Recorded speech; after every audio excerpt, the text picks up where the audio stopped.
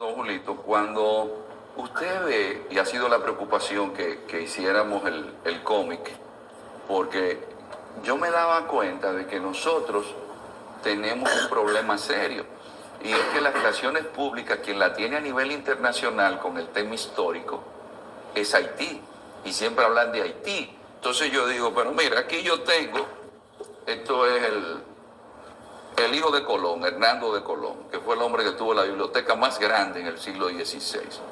Y aquí está el diario de Colón. En ambos, ¿de qué se habla?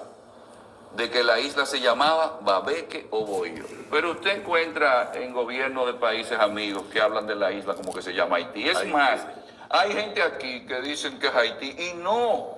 La isla se llamaba Babeque o Bohío y a la zona de la tierra montañosa se le llamaba Haití. Y entonces Colón dice, por sus vegas parecerse a las de Castilla, se llamará la española. Como se escribía en latín, española, se dice hispaniola. Pero todavía hay gente en la comunidad internacional y aquí mismo que no comprenden que lo que determina que incluso que los restos del propio Colón, que pidió ser enterrado aquí, y esos restos los trajo junto a los de Diego Colón, María de Toledo, que es la primera virreina, una diferencia ahí. Francia tenía gobernadores, España tenía un virrey. María de Toledo trae aquí en el 1795, ¿con cuál tratado? Tratado de Basilea. Nosotros como dominicanos somos más antiguos que los haitianos, señores, porque nosotros somos herederos de una continuidad histórica mestiza, tan mestiza que a mí me sorprende, y por eso aquí incluyo a esta figura fundamental que es Mencía. Mencía es la hija de nada más y nada menos que Higuemota. ¿Y Higuemota es hija de quién? De Caonabo, el cacique de qué? De Maguana. ¿Con quién? Con Anacaona. Sí. Pero nosotros tuvimos aquí el primer negro que llegó a América, que es ese señor que está ahí, que se llama Juan Garrido, que vino con Ponce de León, que tengo copia del documento, que el rey le dio una pensión porque fue el que trajo el trigo a América. Y ese hombre no vino como esclavo aquí, Juan Garrido. Aquí nunca hubo problema en ese sentido.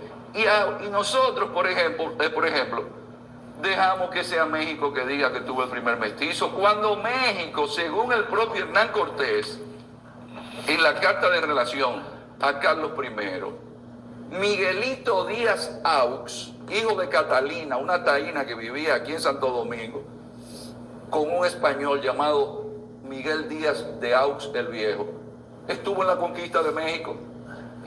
Entonces, eso de la geocultura, de yo estar yendo a Duvergé, que a Neiva, el fin de semana estábamos en Dajabón, gracias a la señora Katia Sarit, que hizo la organización allá, también la gobernación. Pero, ¿y si a esos muchachos no se le dice su historia? ¿Qué van a tener en su cabeza? Entonces, hay que decirle que nosotros los dominicanos somos primero no solo que los haitianos, no, sino que es aquí en esta isla que se establece el proceso más importante que ha tenido la humanidad en los últimos 500 años, el encuentro de los europeos con América, que cambió el mundo para siempre, porque América no estaba vinculada al resto del mundo, porque los europeos sí sabían que África existía, y que el Asia existía, que existía Catango y que existía Catá y Zipango. Pero, ¿dónde fue que se inició todo? No fue aquí. De aquí no salió Vasco Núñez de Balboa, que descubrió el Pacífico. Ahora que se habla de que el mundo se movió al Pacífico. Aquí no fue que llegó también Pizarro, que después se fue a Perú. De aquí no fue que se conquistó toda Sudamérica. Aquí no fue que se instaló el primer cabildo, el primer ayuntamiento. Aquí no fue que se inició también lo más importante que hablamos ahora, que son los derechos humanos, con el sermón de Adviento de Fray Antón de Montesinos. ¿Y por qué no se resalta eso? ¿Ustedes se imaginan que fuese en Estados Unidos que estuviera la ciudad colonial con tantas primacías? Y nosotros solamente hablamos de turismo de sol, arena y playa, donde tenemos ahí, yo siempre digo, pero señores, solamente hay que ver que el imperio moderno más grande que ha tenido el mundo es Estados Unidos, y se descubre desde aquí. Sí. Y la casa de Ponce de León está ahí. Pero hay gente que se atreve a aceptar que fue desde Puerto Rico, pero Ponce de León, quien le da la encomienda de Borinquen es Nicolás de Obando. Pero ¿por qué no nos preocupamos por resaltar esos elementos que le den al dominicano identidad? Y que no se esté diciendo que Haití, la epopeya haitiana, pero ¿y la epopeya nuestra? De continuidad histórica y de valores ininterrumpidos. O olvidamos, y usted que fue amigo de alguien que sí conocía todos estos recovecos, que fue un maestro para mí, Antonio Abreu Flores, Tonito, y la gente olvida Palencao. Nosotros compartimos una isla que no hay forma de que usted pueda cambiar esa realidad medioambiental. Yo recuerdo haber visto ese documental del Calipso, de Jacques Cousteau, en Haití. ¿Lo llegaste a ver? Y yo era un muchacho en Sabana Grande de Boyá cuando yo lo vi por primera vez. Es decir, que ha llovido mucho de allá para acá. Hay un trabajo que siempre hacemos referencia y es el trabajo de Jared Diamond, Colapso. Y en Colapso fue que yo también me di cuenta de algo que aquí tampoco se destaca. Y es que Diamond dice que Trujillo, en comparación con lo que había sido Duvalier, fue un buen gerente. Pero también destaca lo que hizo Balaguer en términos medioambientales. De hecho, aquí todavía el subsidio al gas licuado de petróleo es algo que lo instaló Balaguer, de caras a evitar que se produjera carbón vegetal para que no se siguiera deforestando. Y yo creo que hay un momento histórico de la República Dominicana, y es cuando en un discurso de Balaguer en 1967 decreta la clausura de los aserraderos. Y de ahí en adelante ustedes van a ver que incluso todo lo que es el Parque Nacional Cotubanamá, que está en la zona que comprende Higüey, la gente le llama Valladolid de la Romana, por eso pertenece a Higüey. Toda esa zona, incluyendo otra gran cantidad de parques nacionales, que Diamond lo resalta, Balaguer establece una gran cantidad de parques nacionales. Y la protección de los manglares, por la biodiversidad. Entonces ahí nosotros en tenemos, aquel entonces, cuando todavía no se tenía la suficiente conciencia del problema medioambiental y la necesidad de proteger el medio ambiente, Balaguer lo tenía clarito. Eso es en el 67. Yo digo esto, don Julito, porque uno que está allá ubicando asilo y que está viendo más allá, porque usted sabe que nosotros tenemos un problema en la democracia. Por eso fue que traje este libro de Alexis de Tocqueville, que dice que no hay peor sistema que la democracia, cuando los que nos gobiernan no tienen conciencia de lo que es la democracia. Y es que mucha de esa gente que usted ve por ahí no tienen ni idea de lo que es ser un estadista. Las medidas que tomó Balaguer con relación al medio ambiente nos han salvado de que no seamos Haití hoy. Y eso no se quiere reconocer. Es más, todavía nosotros que solamente nos circunscribimos a resaltar lo negativo de un político, en el largo plazo, si usted le pregunta a un niño hoy cuál es su tema de preocupación fundamental en términos escolares, un niño inquieto le va a decir el medio ambiente. Pero imagine, le han dicho a ese niño, o cuando ese niño investigue, que los primeros parques nacionales de este país, donde está la mayor fuente de agua, que se beneficia el sistema eléctrico, los inició Trujillo. ¿Cuándo fue que tú dijiste que estaba viviendo cuando apareció en Monteplata? En Sabana Grande de Boyá. Pues mira lo que te voy a contar. Cuando Balaguer asumió la verdadera presidencia, que fue cuando matan a Trujillo, que Balaguer entonces era títere, que pasa a ser presidente. Él envía a Rafael Tomás Hernández a 2 o 3 países que él había estado embajador, a ver parques. Y algunos creen que fue parques de esos que se hacen en la ciudad. No, parques nacionales. Y lo primero que se hace aquí es la continuación de la Máximo Gómez, que se hizo de lo que es Máximo Gómez, hacia lo que era antes, que era la Tiradentes, que todavía se dice el cementerio de la Tiradentes. Te lo digo porque cuando él regresa en el 66, ¿qué es lo primero que hace? Rompe con Lora, porque Lora defiende a los aserraderos, y él cerró los aserraderos y crea los parques nacionales, que dice el ingeniero Cuello, que irónicamente le pone los nombres de aquellos que deforestaron esos parques. Pero note usted la importancia de la visión de los estadistas, porque el primer parque nacional, el José del Carmen Ramírez, que es donde está Valle Nuevo y donde está la pirámide, eso fue Trujillo en el año 1947. Y el segundo parque, que es el J. Armando Bermúdez, que nace el Yaque del Sur en el J. Armando, camino al Pico Duarte. Eso lo hace también Trujillo en el 58. Y luego los otros parques nacionales los inicia Balaguer. Entonces, esa realidad medioambiental, como nos expresa George Diamond en Colapso, es difícil. ¿Por qué? Porque si usted mira la densidad poblacional de la isla, y de nuevo, el Estado como un ser vivo, no es lo mismo donde comen 2 en una casa a donde comen 8. Si de este lado somos 11 y de aquel lado son 12 y la población seguirá creciendo, hay suficiente tierra cultivable, hay suficiente agua. Entonces, como decía don Cristino fuera del aire, eso es una situación preocupante, vista en el largo plazo. Estamos planificando nosotros a 30 o 40 años. Una de las graves preocupaciones para cualquier académico siempre resulta ser mirar en el largo plazo. ¿Por qué? Porque los académicos siempre son tomados como teóricos, incluso son despreciados.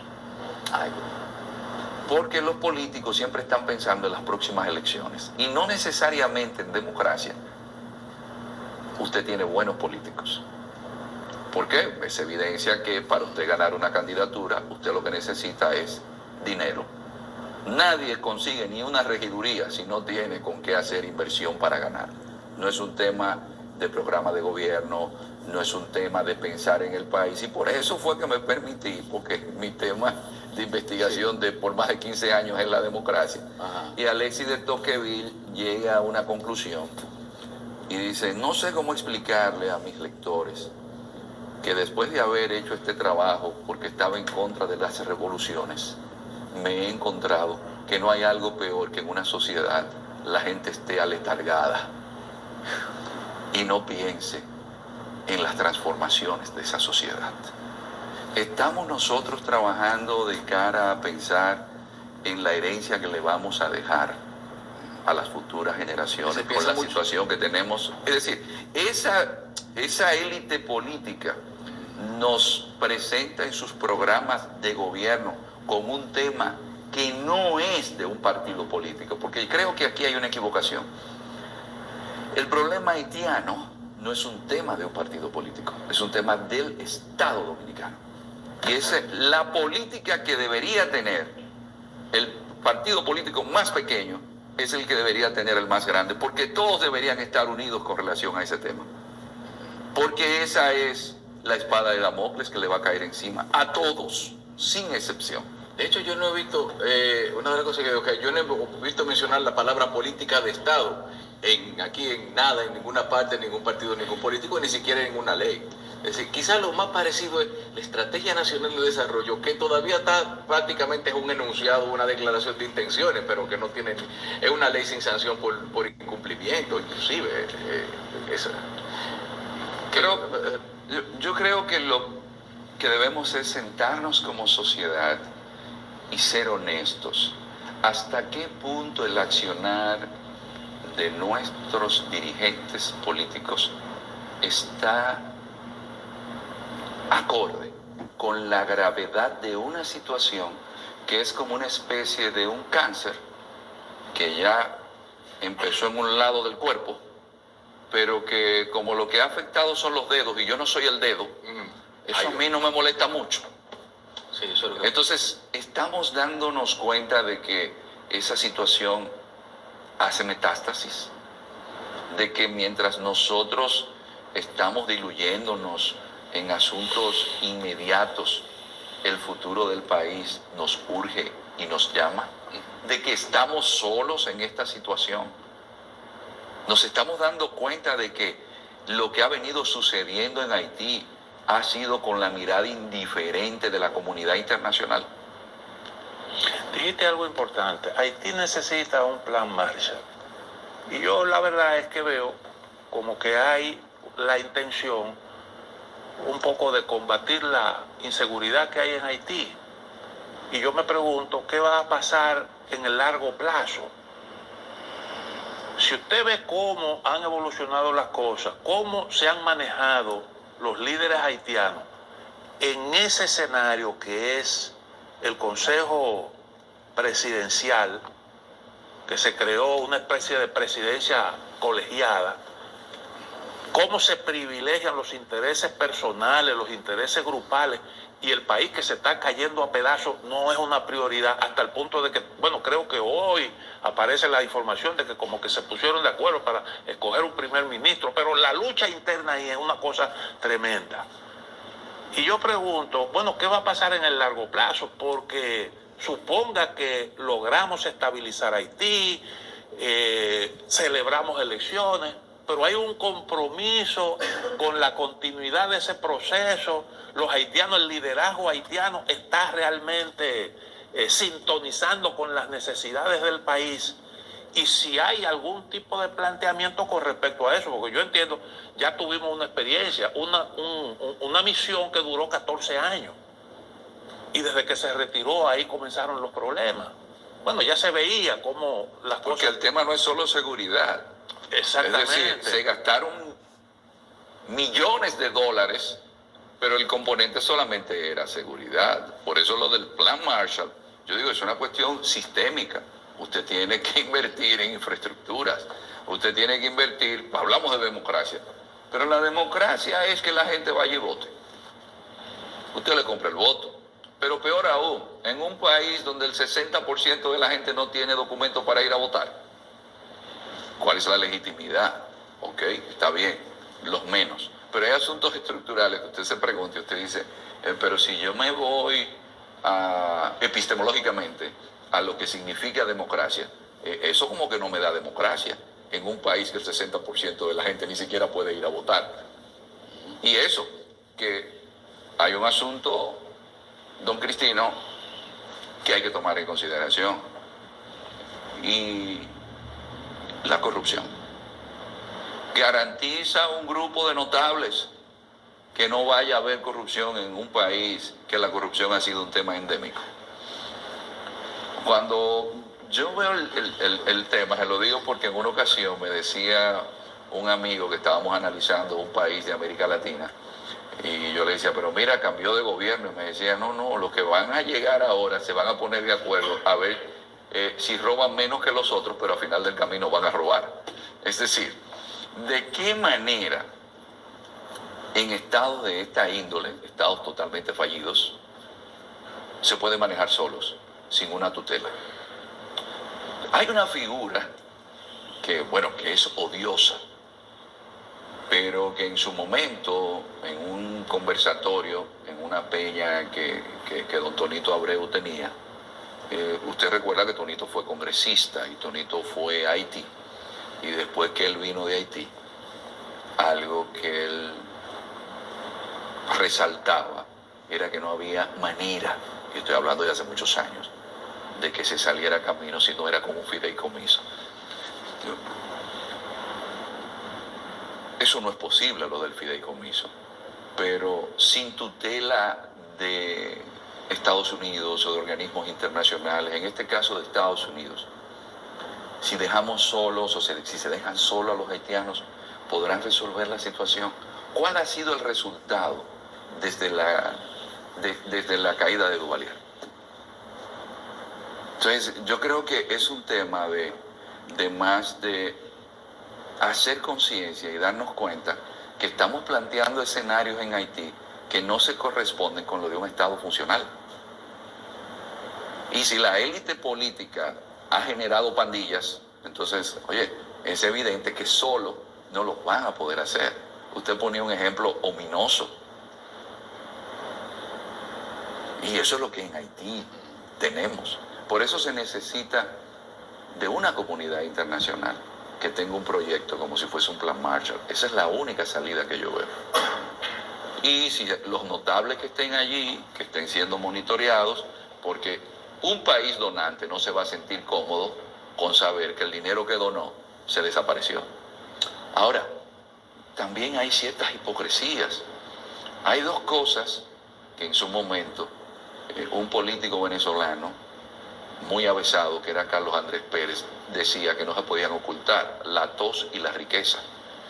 ¿Dónde esa gente en Haití ocultan el dinero? Yo siempre digo, hay que establecer mayores mecanismos de control para rastrear dónde esa gente vive, dónde llevan el dinero, porque, y no es solamente en Haití, porque ese es un problema que tiene la mayoría de los países que tienen gente migrando hacia otros lugares, y es que no tienen esperanza con la clase política que los gobierna. Pero Iván, vamos a otro, lamentando que queden nada más 5 minutos de programa, pero la pobreza como fuente de riqueza. Es decir, oye, mientras ellos existan, van a haber causas por las cuales alguna gente emprenderán algunos proyectos que finalmente harán ricos a unos cuantos.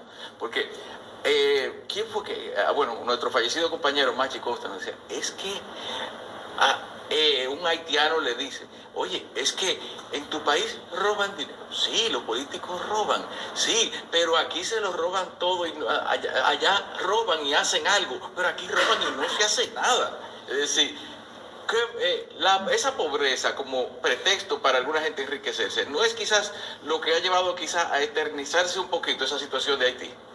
Sí, pero también es un tema de que todos sabemos que hay manos que mecen la cuna, de que hay esferas de influencia. Yo recuerdo que si hubo un cambio radical que provocó en la región, lo hizo la Revolución Cubana. Cuando vieron que Fidel Castro lo que estaba pidiendo era reforma agraria, de inmediato Kennedy aupó todo ese proceso de reformas agrarias e instauró unas políticas con relación a la región. De hecho, el tema de las zonas francas, aquí la gente no sabe que eso vino como una iniciativa de la Cuenca del Caribe que se organiza en el gobierno de Carter para quitarle presión a los grupos de izquierda y generar más empleos en la región. Entonces, cuando los imperios, que tienen muy bien vista toda la zona, y por eso yo siempre he dicho, porque uno debe estar consciente, Estados Unidos es donde nosotros tenemos esferas de influencia, no solamente en términos comerciales, no solamente en el turismo, sino que es una realidad, es el imperio que tenemos al lado.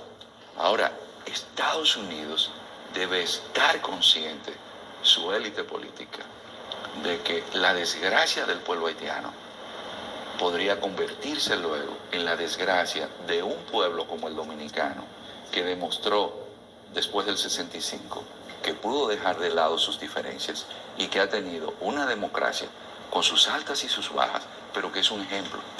Un país que se ha transformado con todos los elementos negativos que aparecen en las sociedades, pero este país es un ejemplo.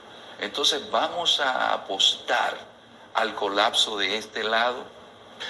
Entonces, es bueno que desde allá la gente que monitorea, que ven estos programas y después hacen los informes, piensen en que lo mejor para ustedes, que dicho sea de paso, como dice el autor de este libro, Fernández Armesto, si hay un país de la región de América que es el que tiene mayor cantidad de estudiantes en universidades, es este. Es decir, es un país de gente preocupada por superarse. El libro se titula 1492, El nacimiento de la modernidad. ¿De dónde es el autor? Fernández Armesto es inglés, aunque suena en español, porque es hijo de inmigrantes españoles que vivían en Inglaterra. Tiene que ser un extranjero el que se da cuenta de todas las cosas que deberíamos atribuirnos y que la publique en un libro, entonces. Nosotros como pueblo, y es lo que uno le pide a esa gente que mece la cuna, que hagan conciencia, que se dediquen un poquito a reflexionar más la diferencia que hay entre Haití y nosotros y lo que implica el descuido de ellos en Haití. Bueno, está bien. Gracias a Iván Ernesto Gatón, experto en relaciones internacionales, por estar con nosotros aquí en Revista 110. Y a ustedes, esta entrevista estará disponible próximamente en nuestro canal de YouTube.